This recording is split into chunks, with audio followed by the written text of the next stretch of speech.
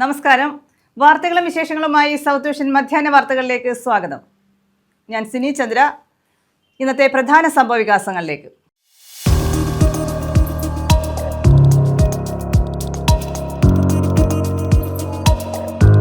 പ്രാർത്ഥനയുടെ മറവിൽ യുവതിയെ പീഡിപ്പിച്ചു.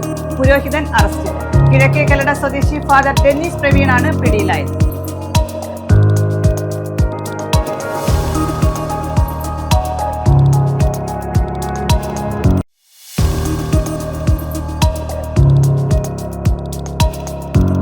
ബാലഗോകുലം ദക്ഷിണ കേരളം വാർഷിക സമ്മേളനത്തിന് മാവേലിക്കരയിൽ തുടക്കം.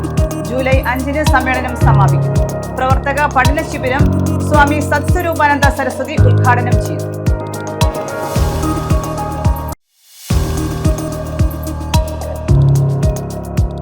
അക്ഷയ ജനസേവന കേന്ദ്രത്തിൽ സ്ത്രീയുടെ മാല അപഹരിച്ചു. ബൈക്കിലെത്തിയ യുവാക്കളാണ് മാല പൊട്ടിച്ചെടുത്ത് രക്ഷപ്പെട്ടത്. കൊല്ലം പാരിപ്പള്ളിയിലായിരുന്നു സംഭവം.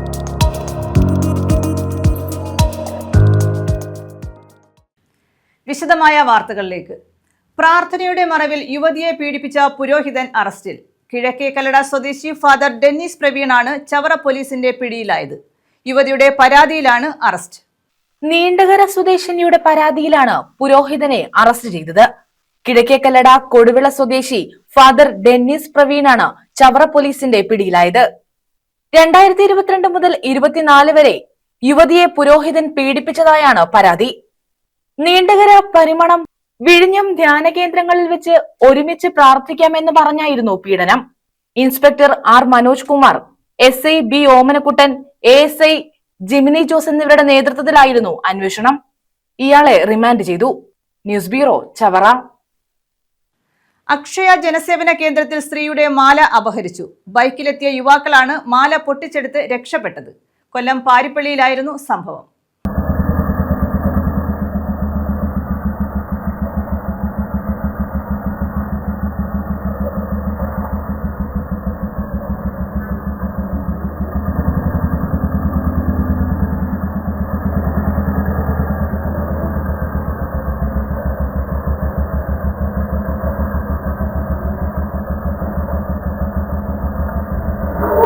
കൊല്ലം പാരിപ്പള്ളിയിലാണ് അക്ഷയ ജനസേവന കേന്ദ്രത്തിൽ നിന്നും സ്ത്രീയുടെ മാല യുവാക്കൾ പൊട്ടിച്ചെടുത്തത്.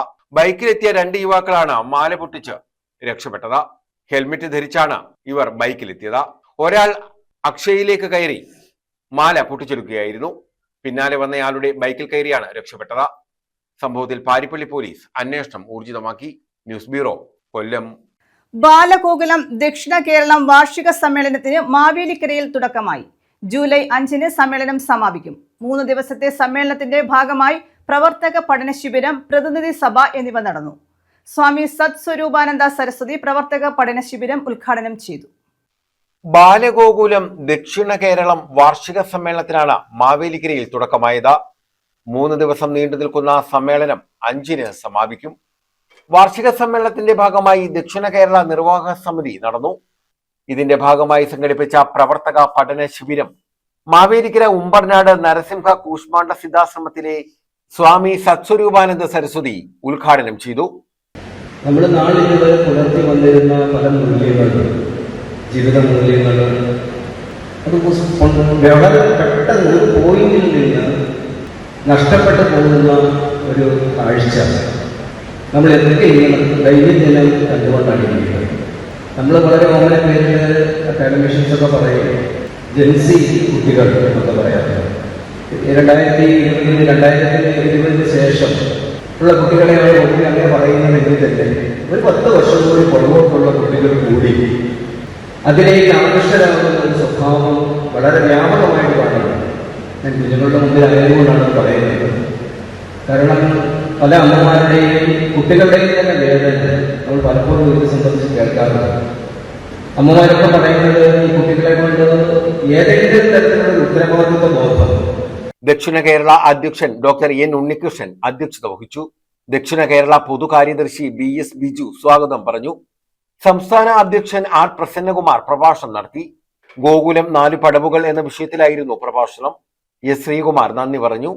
പ്രതിനിധി സഭയിൽ ഗോകുല ജില്ലാ കാര്യദർശിമാർ വൃത്തനിവേദനം നടത്തി. സംസ്ഥാന സംഘടനാ കാര്യദർശി SR കണ്ണൻ, സംസ്ഥാന പൊതുകാര്യദർശി KN സജികുമാർ, ദക്ഷിണ കേരളം പൊതുകാര്യദർശി BS ബിജു എന്നിവർ പങ്കെടുത്തു. News bureau, Mavelikara. സ്കൂളുകളിലെ സോഷ്യൽ ഫോറസ്ട്രി ക്ലബ്ബ് അടുത്ത അധ്യയന വർഷം മുതൽ ജൈവ വൈവിധ്യ സംരക്ഷണ ക്ലബ്ബ് എന്നാക്കുമെന്ന് മന്ത്രി ഷിബു ബേബി ജോൺ. വടക്കുംതല പനയന്നാർക്കാവ് SVPM ഹൈസ്കൂളിൽ SSLC പരീക്ഷാ വിജയികളെ അനുമോദിക്കുന്ന സമ്മേളനം ഉദ്ഘാടനം ചെയ്യുകയായിരുന്നു അദ്ദേഹം. SPC പോലെ പ്രാധാന്യം ജൈവ വൈവിധ്യ സംരക്ഷണ ക്ലബ്ബുകൾക്ക് ഉണ്ടാകുമെന്നും മന്ത്രി പറഞ്ഞു. നിലവിൽ 1000-ലധികം സ്കൂളുകളിലാണ് സോഷ്യൽ ഫോറസ്ട്രി ക്ലബ്ബ് പ്രവർത്തിക്കുന്നത്. ഇതിൽ പലതും കാര്യമായി പ്രവർത്തിക്കുന്നില്ല. SPC പോലുള്ള പ്രാധാന്യം ഇതിനും ഉണ്ടാകും. പ്രകൃതി സംരക്ഷണം, പ്ലാസ്റ്റിക്കിന്റെ ദോഷം, മാലിന്യ സംസ്കരണം എന്നിവയുടെ അവബോധം കുട്ടികളിൽ വളർത്തുക എന്നതാണ് ജൈവ വൈവിധ്യ സംരക്ഷണ ക്ലബ്ബ് കൊണ്ട് ലക്ഷ്യമിടുന്നതെന്നും മന്ത്രി ഷിബു ബേബി ജോൺ പറഞ്ഞു. വടക്കുംതല പനയന്നാർക്കാവ് സർദാർ വല്ലഭായ് പട്ടേൽ മെമ്മോറിയൽ ഹൈസ്കൂളിൽ SLC പരീക്ഷാ വിജയികളെ അനുമോദിക്കാനായി സംഘടിപ്പിച്ച സമ്മേളനം ഉദ്ഘാടനം ചെയ്യുകയായിരുന്നു അദ്ദേഹം. സോഷ്യൽ ഫോറസ്ട്രി ക്ലബ്ബുകൾ എന്ന് പറഞ്ഞ് നാമമാത്രമായി അല്ലെങ്കിൽ കാര്യമായി പ്രവർത്തിക്കുന്നില്ല. 1000-ൽ പരം സ്കൂളിലുണ്ട് സോഷ്യൽ ഫോറസ്ട്രി ക്ലബ്ബ്.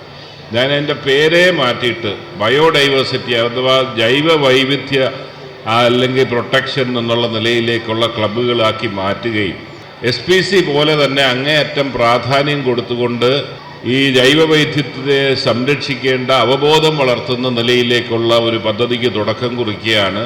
അടുത്ത അധ്യയന വർഷം മുതൽ നമുക്ക് പനയന്നാർക്കാവ് സ്കൂളിലടക്കം അത് ഫലപ്രദമായി വിനിയോഗിക്കുന്നതും നമ്മുടെ കുഞ്ഞുങ്ങളിലേക്ക് പ്രകൃതിയെ സംരക്ഷിക്കേണ്ട, പ്ലാസ്റ്റിക്കിൻ്റെ ദോഷം അല്ലെങ്കിൽ നമ്മുടെ മാലിന്യം നമ്മൾ തന്നെ സംസ്കരിക്കേണ്ട എല്ലാ അവബോധവും കുഞ്ഞുങ്ങളിൽ വളർത്തിയെടുക്കുക. അല്ലെങ്കിൽ എൻ്റെ നിങ്ങളുടെയും തലമുറയുടെ അടുത്ത് ഇനിയും പറഞ്ഞ് ഒന്നും നന്നാകാൻ പോകുന്നില്ല. നമ്മൾ ശീലിച്ച ഒരു രീതിയിൽ നിന്ന് മാറത്തില്ല. പക്ഷെ അടുത്ത തലമുറയെങ്കിലും അത് പഠിക്കണം എന്നുള്ള നിലയിലേക്ക് പദ്ധതി ആവിഷ്കരിക്കുകയാണ്. ഇവിടെ അവാർഡ് ജേതാക്കളായിട്ടുള്ളവരെ എല്ലാവരെയും അഭിനന്ദിക്കുന്നു.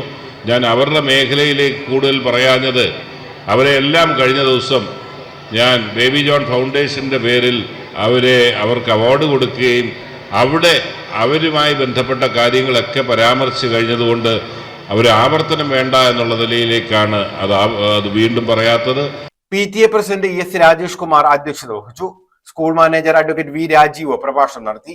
ജില്ലാ പഞ്ചായത്ത് അംഗം R അരുൺ രാജ, ബ്ലോക്ക് പഞ്ചായത്ത് അംഗം ഷമീർ പുതുക്കുളം, പന്മന ഗ്രാമപഞ്ചായത്ത് അംഗം നജിമ നവാസ്, പൂർവ്വ വിദ്യാർത്ഥി കൂട്ടായ്മ കൺവീനർ ഡോക്ടർ കാസിം കുഞ്ഞ, MPTA പ്രസിഡന്റ് ഹസീന നിസാർ, അധ്യാപകരായ PR സീജ, ജയചന്ദ്രൻ, TC ഗിരീഷ് എന്നിവർ പങ്കെടുത്തു. പ്രഥമാധ്യാപകൻ MA അബ്ദുൽ ഷുക്കൂർ സ്വാഗതം പറഞ്ഞു. News bureau, Chavara. ആദിവാസി കുട്ടികളോട് അവഗണന. ഭാരക്കുറവോടെ ജനിച്ച ഇരട്ട കുഞ്ഞുങ്ങളെ പോറ്റാൻ മാർഗമില്ലാതെ ആദിവാസി ദമ്പതികൾ. അച്ചൻകോവിലാണ് സംഭവം. കുഞ്ഞുങ്ങൾക്ക് നൽകാൻ മുലപ്പാൽ ഇല്ലാത്തതിനാൽ തിളപ്പിച്ചാറിയ വെള്ളമാണ് നൽകുന്നത്. സംഭവത്തിൽ ഇടപെട്ട് മന്ത്രി ബിന്ദു കൃഷ്ണ. വിഷയത്തിൽ സമഗ്ര അന്വേഷണം നടത്തി വീഴ്ച വരുത്തിയ ഉദ്യോഗസ്ഥർക്കെതിരെ നടപടിയെടുക്കുമെന്ന് മന്ത്രി വ്യക്തമാക്കി. അച്ചൻകോവിൽ ഗിരിജനുന്നതിയിലെ ആദിവാസി ദമ്പതികളായ അഞ്ജുവിനും സുനിലിനും അവരുടെ ഇരട്ടക്കുഞ്ഞുങ്ങളായ ആര്യനും അർജുനുമാണ് ഈ ദുർഗതി. 2.5 വർഷത്തെ കാത്തിരിപ്പിനൊടുവിലാണ് ഇരുവർക്കും ഇരട്ടക്കുഞ്ഞുങ്ങൾ ജനിച്ചത്. കുഞ്ഞുങ്ങൾ ജനിച്ചത് ഭാരക്കുറവോടെയായിരുന്നു. കുഞ്ഞുങ്ങളുടെ ആരോഗ്യനില മെച്ചപ്പെടുത്താൻ പോഷകസമൃദ്ധമായ ഭക്ഷണവും പ്രത്യേക പരിചരണവും ഡോക്ടർമാർ നിർദ്ദേശിച്ചു. അതിനാവശ്യമായ സാമ്പത്തിക ശേഷി കുടുംബത്തിനില്ല. മുലപ്പാൽ നൽകാൻ കഴിയാഞ്ഞതോടെ കുഞ്ഞുങ്ങൾക്ക് നൽകുന്നത് തിളപ്പിച്ചാറിയ വെള്ളമാണെന്ന് കുടുംബം പറയുന്നു. പോഷകാഹാരക്കുറവ് കുഞ്ഞുങ്ങളുടെ ആരോഗ്യത്തെ ഗുരുതരമായി ബാധിക്കുന്ന സ്ഥിതിയാണ്. ഗർഭകാലത്ത് ലഭിക്കേണ്ട പോഷകാഹാരങ്ങളും സർക്കാർ ധനസഹായവും ലഭിച്ചിട്ടില്ല. ഭർത്താവിന് ജോലിക്ക് പോകാൻ പറ്റാത്ത കാരണം ഞങ്ങള് പാൽപ്പൊടി വാങ്ങിക്കാൻ പോലും പൈസ കയ്യിലില്ലാത്തതിന് ഞങ്ങൾ ഒരു ദിവസം അവർക്ക് വെള്ളമാണ് കൊടുത്തിരുന്നത്. പിന്നെ പാൽപ്പൊടിയാണെങ്കിൽ നമ്മൾ ഇവിടെ നിന്ന് പുനലൂർ പോകണം, പക്ഷെ അതിനും വേണം വണ്ടിക്കൂലി. നമുക്ക് ഭയങ്കര ബുദ്ധിമുട്ടാണ് ഇപ്പൊ. അത് കാരണം പൊടി വാങ്ങിക്കാനും പൈസയില്ല, പോവാനും പൈസയില്ല. ഇപ്പൊ തന്നെ കുഞ്ഞുങ്ങൾ കാരണം ഞങ്ങൾക്ക് കഴിക്കാൻ പോലും സമയമില്ല. ഗർഭിണികൾക്ക് മാസം തോറും നൽകേണ്ട 2000 രൂപയുടെ ധനസഹായവും നൽകിയില്ല. എന്നാൽ അപേക്ഷ ലഭിക്കാത്തതിനാലാണ് ധനസഹായം നൽകാൻ കഴിയാത്തതെന്നാണ് ST പ്രൊമോട്ടറുടെ വിശദീകരണം. സംഭവം പുറത്തറിഞ്ഞതോടെ വിഷയത്തിൽ കൃത്യമായ അന്വേഷണം നടത്തി അനാസ്ഥ കാട്ടിയ ഉദ്യോഗസ്ഥർക്കെതിരെ നടപടിയെടുക്കുമെന്ന് മന്ത്രി ബിന്ദു കൃഷ്ണ വ്യക്തമാക്കി. തീർച്ചയായും മാധ്യമങ്ങളിലൂടെ ശ്രദ്ധയിൽപ്പെട്ട അപ്പോൾ തന്നെ ആദ്യം DMOയെ വിളിച്ച് എത്രയും പെട്ടെന്ന് അവർക്ക് ആരോഗ്യ രംഗത്ത് ആരോഗ്യ ശുശ്രൂഷ നൽകാൻ, ആ കാര്യം കുഞ്ഞിന്റെ ആരോഗ്യം ആദ്യം ശ്രദ്ധിക്കാൻ വേണ്ടി നിർദ്ദേശം നൽകി. അപ്പോൾ തന്നെ എല്ലാ കാര്യങ്ങളും അവർ നോക്കുകയുണ്ടായി. അതിനുശേഷം ബന്ധപ്പെട്ട ഡിപ്പാർട്ട്മെന്റിന്റെ ഉദ്യോഗസ്ഥനെ വിളിച്ച് എന്തുകൊണ്ടത് സംഭവിച്ചു, നമ്മുടെ സംസ്ഥാനത്ത് സ്ത്രീകളുടെയും കുഞ്ഞുങ്ങളുടെയും കാര്യങ്ങൾ നോക്കാൻ പ്രത്യേകമായ ഡിപ്പാർട്ട്മെന്റ് ഉണ്ട്. അതോടൊപ്പം തന്നെ ഓരോ ദുർബല വിഭാഗങ്ങളെ പ്രത്യേകമായി സംരക്ഷിക്കുന്ന നിരവധിയായ പദ്ധതികളുണ്ട്. അതനുസരിച്ച് ആദ്യം ട്രൈബൽ പ്രൊമോട്ടർ ഉള്ളതാണ്. ട്രൈബൽ പ്രൊമോട്ടർ കൂടി ചെന്നിട്ടേ ഇല്ലെന്നാണ് ഇപ്പോൾ കിട്ടിയ വിവരം. ഇത്ര അനാസ്ഥയാണ്. അപ്പോൾ തന്നെ വകുപ്പ് മന്ത്രി ശ്രീമതി തുളസി ടീച്ചറിനോട് ആ വിവരം ധരിപ്പിക്കുകയും ആ വീഴ്ച വരുത്തിയ ഉദ്യോഗസ്ഥർ ആരായാലും അവർക്കെതിരെ നടപടി എടുക്കണമെന്ന് ആവശ്യപ്പെടുകയും ചെയ്തിട്ടുണ്ട്. അന്വേഷണം നടത്തും. കാരണം എസ് സി പ്രൊമോട്ടറുടെ ഭാഗത്ത് വീഴ്ച ഉണ്ടായെന്നാണ് ഈ അച്ഛനും അമ്മയും തന്നെ പറയുന്നത്. സ്വാഭാവികമായ അന്വേഷണം വേണ്ടതല്ലേ? അന്വേഷണം ഉണ്ടാവും, നടപടി ഉണ്ടാവും. കുഞ്ഞിന് നമ്മുടെ നാട്ടില് പാലിന് അതൊന്നും കൊടുക്കാനില്ല എന്ന് പറഞ്ഞാൽ അതിനൊക്കെ ഒരു നവജാത ശിശുവിന് അവകാശങ്ങൾ ഏറ്റവും വലിയ നീതി നിഷേധമല്ലേ? ഒരു കാരണവശാലും കേരളത്തിൽ അംഗീകരിക്കാൻ പറ്റുന്ന കാര്യമില്ല. എസ് സി പ്രൊമോട്ടർമാരായാലും ആശാവർക്കർമാരായാലും അത്തരത്തിൽ നമ്മുടെ സർക്കാർ ഈ പദ്ധതിയിൽ ആവിഷ്കരിച്ച് നടപ്പിലാക്കിയിരിക്കുന്ന ഒരാൾക്കും ഇങ്ങനെ അവസ്ഥ ഉണ്ടാകാതിരിക്കാൻ വേണ്ടിയാ. ആരോഗ്യ പ്രവർത്തകർ ഇടയ്ക്കിടെ എത്തി പരിശോധനകളും നിർദ്ദേശങ്ങളും നൽകും. എന്നാൽ ഇവ പാലിക്കാൻ ആവശ്യമായ സൗകര്യങ്ങളോ സാമ്പത്തിക ശേഷിയോ ആദിവാസി കുടുംബങ്ങളിൽ പലർക്കുമില്ല.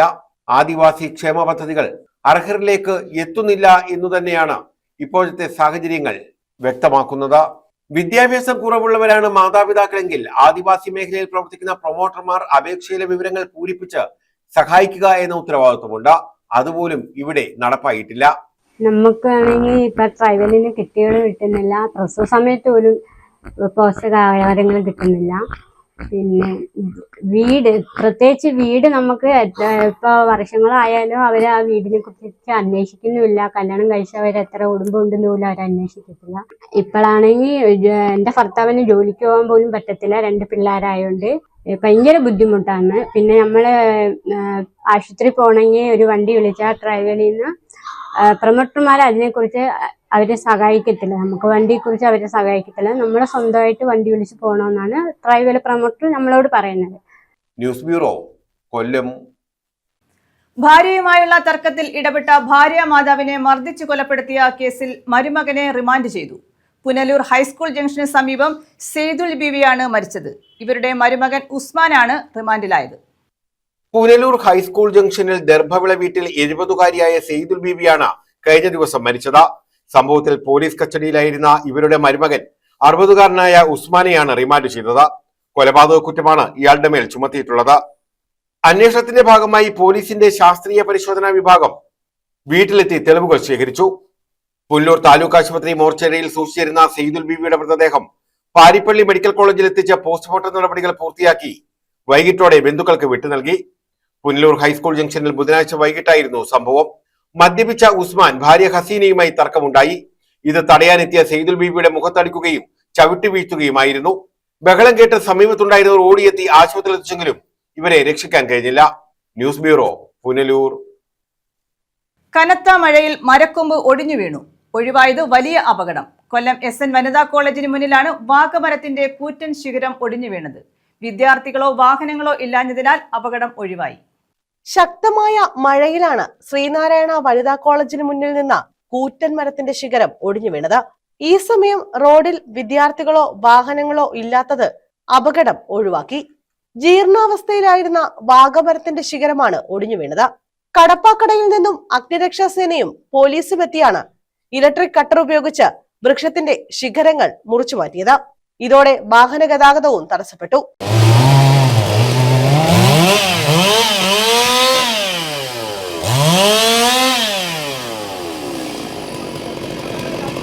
കഴിഞ്ഞ ദിവസം വിമലഹൃദയ ഹൈസ്കൂളിന് സമീപത്തെ KSEBയുടെ ഇലക്ട്രിക് പോസ്റ്റും അജ്ഞാത വാഹനമിടിച്ച് തകർന്നിരുന്നു.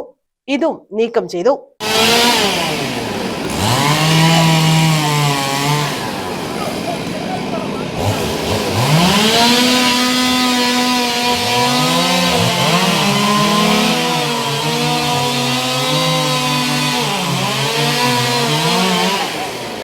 ന്യൂസ് ബ്യൂറോ, കൊല്ലം.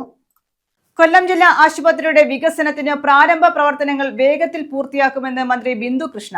ആശുപത്രി സന്ദർശിച്ച ശേഷം അവലോകന യോഗത്തിൽ പങ്കെടുക്കുകയായിരുന്നു മന്ത്രി. ജീവനക്കാരുടെ കുറവ് പരിഹരിക്കും, ICU ആംബുലൻസ് സംവിധാനം ഒരുക്കുമെന്നും ഓക്സിജൻ പ്ലാന്റ് വിപുലീകരിക്കുമെന്നും മന്ത്രി പറഞ്ഞു. വിവിധ ഒഴിവുകളിലേക്ക് നിയമനം നടത്തി ജീവനക്കാരുടെ കുറവ് പരിഹരിക്കും. കിഫ്ബി നടത്തുന്ന നിർമ്മാണ പ്രവർത്തനങ്ങൾ, അടിയന്തര ചികിത്സാ യൂണിറ്റ്, പൊള്ളലേറ്റുണ്ടാകുന്ന അപകടങ്ങൾക്കുള്ള ചികിത്സാ കേന്ദ്രം എന്നിവയുടെ നിർമ്മാണ പ്രവർത്തനങ്ങൾ സമയബന്ധിതമായി പൂർത്തിയാക്കുമെന്നും മന്ത്രി ബിന്ദു കൃഷ്ണ പറഞ്ഞു. ജില്ലാ ആശുപത്രി എത്രയും പെട്ടെന്ന് കെട്ടിട പണി പൂർത്തിയാക്കിയേ മതിയാവും. കാരണം നമുക്കറിയാം ഇതിന് ഈ ആശുപത്രിക്ക് ഉൾക്കൊള്ളാൻ പറ്റാത്ത അത്ര രോഗികളാണ് വരുന്നത്. ഇത് എത്രയും പെട്ടെന്ന് അതിന്റെ പണി പൂർത്തിയാക്കുന്നതിന്റെ അവലോകന യോഗത്തിനാണ് ഇന്ന് എത്തിയിരിക്കുന്നത്. ഏറ്റവും പ്രധാനമായ പ്രാധാന്യം കൊടുത്ത് നമ്മുടെ ജില്ലാ ആശുപത്രി. ഈ നിർമ്മാണ പ്രവർത്തനങ്ങളടക്കം വലിയ ഇഴച്ചിലാണ് ഇപ്പോഴും പോകുന്നത്. അറിയാമല്ലോ, നേരിട്ട് ഇവിടുത്തെ അവസ്ഥ അറിയാവുന്ന ഒരാളാണ്. നേരിട്ട് അറിയാവുന്ന രാത്രി പകൽ ഈ ആശുപത്രി വരുന്ന ആളാണ്. അപ്പൊ സ്വാഭാവികമായി വേഗത്തിൽ വേണ്ടതല്ലേ? ത്വരിതഗതിയിൽ സർക്കാരിന്റെ ഭാഗത്ത് നിന്ന് എന്തെങ്കിലും ക്ലിയർ ചെയ്താൽ കൊടുക്കാനുണ്ടെങ്കിൽ സമയം എന്തുതായി ചെയ്തിട്ടുണ്ട്. ആരോഗ്യവകുപ്പ് മന്ത്രിയോട് ഈ ആശുപത്രിയുടെ ആവശ്യത്തിൽ സംസാരിച്ചിട്ടുണ്ട്. അദ്ദേഹം കാര്യങ്ങൾ നീട്ടിക്കൊള്ളാൻ പറഞ്ഞു. എന്താവശ്യം ഉണ്ടെങ്കിലും ആരോഗ്യവകുപ്പിന്റെ പൂർണ്ണ പിന്തുണയുണ്ടെന്ന് പറഞ്ഞു. 6-ാം തീയതി ആരോഗ്യവകുപ്പ് മന്ത്രി ജില്ലയിൽ എത്തുന്നുണ്ട്. ആ ദിവസം ഇവിടെയും കൂടെ കൊണ്ടുവരാനുള്ള ശ്രമം തീർച്ചയായും. ICU ambulance സേവനമൊരുക്കും. ഓക്സിജൻ പ്ലാന്റിന്റെ വിപുലീകരണവും ഇൻഷുറൻസ് കുടിശ്ശിക തീർപ്പാക്കലും പരിഗണനയിലാണ്.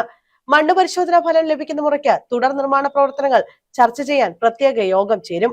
പരിസരത്തെ കയ്യേറ്റങ്ങളും തെരുവ് കച്ചവടക്കാരുടെ പ്രവർത്തനവും പരിശോധിച്ച് ആവശ്യമായ നടപടി സ്വീകരിക്കുമെന്നും മന്ത്രി കൂട്ടിച്ചേർത്തു.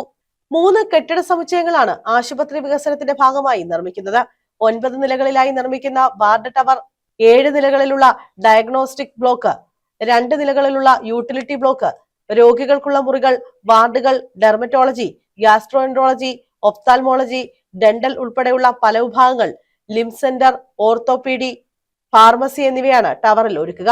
ക്യാൻസർ ചികിത്സ, IP, radiotherapy, blood bank, laboratory, radiology എന്നിവ ഡയഗ്നോസ്റ്റിക് ബ്ലോക്കിൽ ഉണ്ടാകും.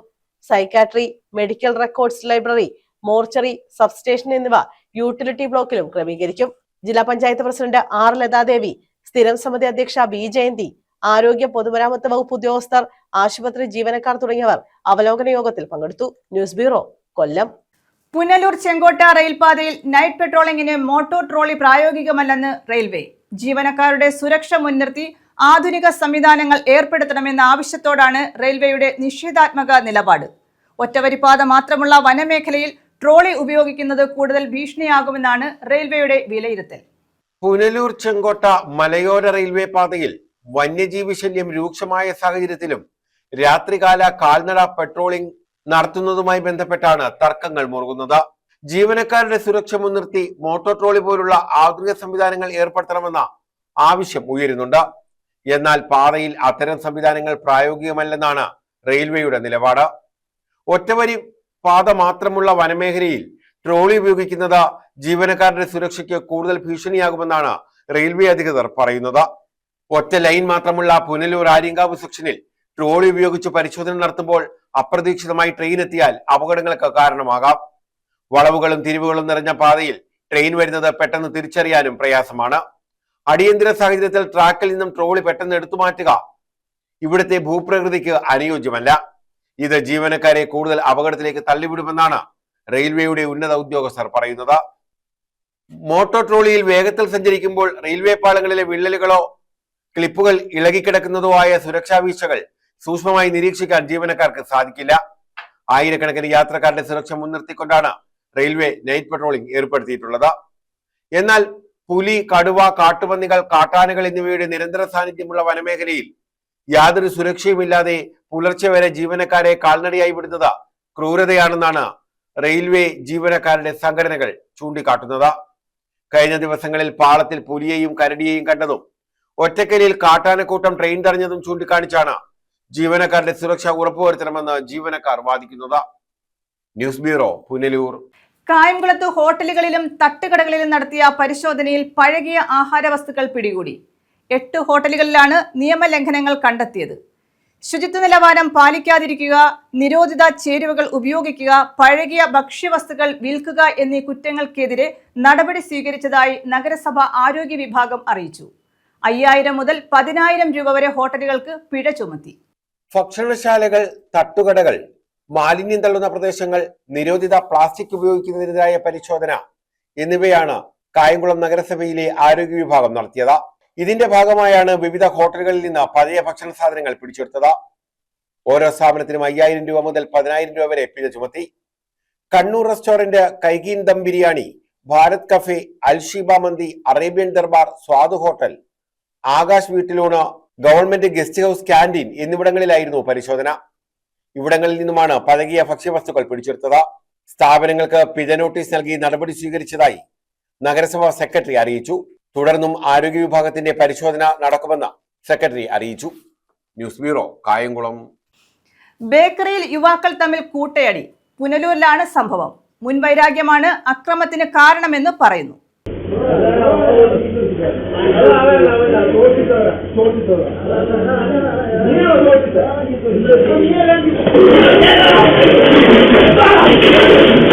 പുനലൂരിലെ ബേക്കറിയിലാണ് യുവാക്കൾ തമ്മിൽ കൂട്ടയടി നടന്നത്. ബേക്കറിയിൽ ചായ കുടിച്ചുകൊണ്ടിരുന്ന യുവാക്കളും പുറത്തുനിന്ന് എത്തിയവരും തമ്മിലാണ് സംഘർഷമുണ്ടായത്. മുൻവൈരാഗ്യമാണ് ആക്രമണത്തിൽ കലാശിച്ചതെന്നാണ് പറയുന്നത്. ബേക്കറിയിലെ കസേര ഉൾപ്പെടെ ഉപയോഗിച്ചായിരുന്നു കൂട്ടത്തല്ല്. കടയ്ക്കും നാശനഷ്ടങ്ങൾ സംഭവിച്ചിട്ടുണ്ട്.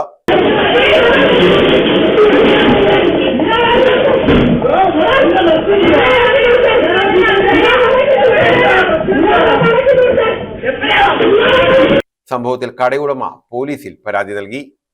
News bureau, Punalur. പ്രധാന വാർത്തകൾ വീണ്ടും.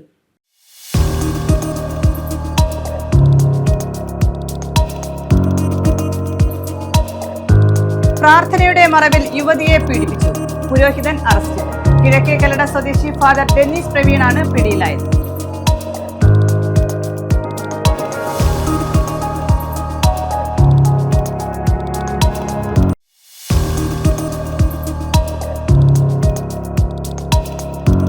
ബാലഗോകുലം ദക്ഷിണ കേരളം വാർഷിക സമ്മേളനത്തിന് മാവേലിക്കരയിൽ തുടക്കം.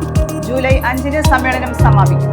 പ്രവർത്തക പഠന ശിബിരം സ്വാമി സത്സ്വരൂപാനന്ദ സരസ്വതി ഉദ്ഘാടനം ചെയ്തു.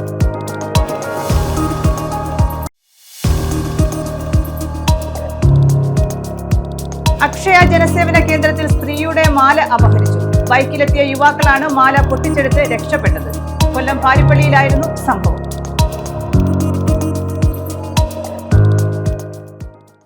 ഈ വാർത്താ ബുള്ളറ്റിൻ പൂർണ്ണമാകുന്നു. നമസ്കാരം.